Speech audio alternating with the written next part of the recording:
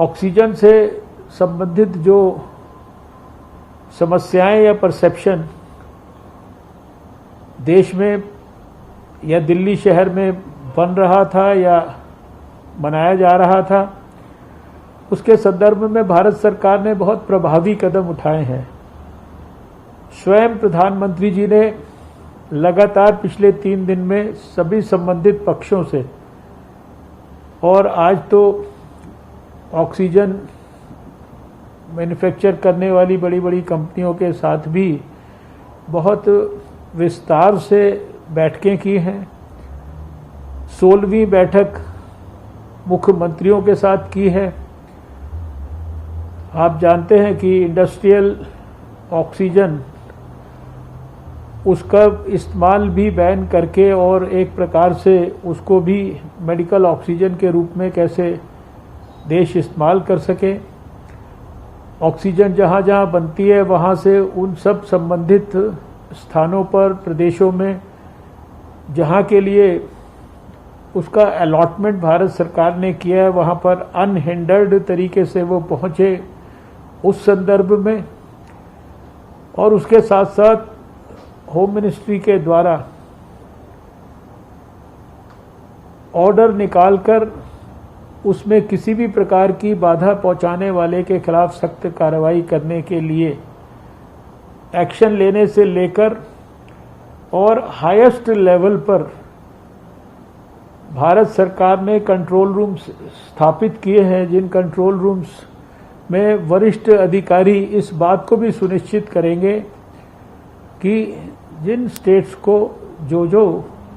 Kota oxygen का allot किया गया है, वो सारा का सारा उनको हर रोज़ मिल रहा है कि नहीं मिल रहा है। मुझे पूरा विश्वास है कि हमारी तकलीफ भले ही कोविड के खिलाफ कितनी तेज़ी से बढ़ रही हो, उससे भी ज़्यादा तेज़ी से सरकार भी और सभी संबंधित पक्ष उस तकलीफ को ओवरकम करने के लिए, उस चैलेंज का सामना करने के लिए और किसी भी प्रकार से लोगों को कोई तकलीफ ना हो, इसको सुनिश्चित करने के लिए काम में जुट गए हैं। दिल्ली के अस्पतालों में हमने देश की तरह कई स्थानों पर पहले ही, लगभग 8 स्थानों पर तो पहले ही जो प्रेशराइज्ड स्विंग एड्सॉर्प्शन यूनिट्स जो ऑक्सीजन जनरेट करती हैं, उनको स्थापित करने की प्रक्रिया प्रारंभ की ही थी। आज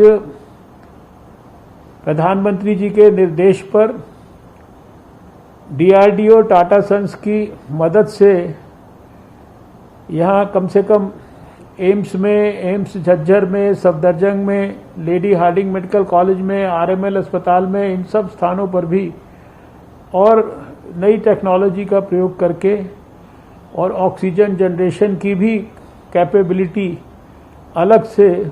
उनके नए इनोवेशन के माध्यम से विकसित करने की प्रक्रिया को प्रारंभ करने का भी निर्णय लिया गया है। देशवासियों से मेरा यही विनम्र निवेदन है, अपील है कि हम सब धैर्य बनाकर रखें। जिसको आवश्यकता है वही अस्पतालों की तरफ भागे। 98-99% मरीजों को शायद अस्पताल की आवश्यकता ही नहीं पड़ती है, वो घर में भी ठीक हो सकते हैं। और अधिकांश जो मरीज घर में ठीक भी हो रहे हैं। टेली कंसल्टेशन के माध्यम से भी संबंधित एक्सपर्ट्स के साथ बातचीत करें और अगर बहुत आवश्यक है और एक्सपर्ट्स जब कहें तभी हम अस्पताल के अंदर भर्ती होने के बारे में प्रयास करें। मुझे पूरा विश्वास है कि धैर्यपूर्वक कोविड के इलाज को करवाने से हमें स्वास्थ्य रक्षा करने में भी सफलता मिलेगी और सबको मिलकर कोविड के खिलाफ जंग को जीतने में भी सहयोग मिलेगा।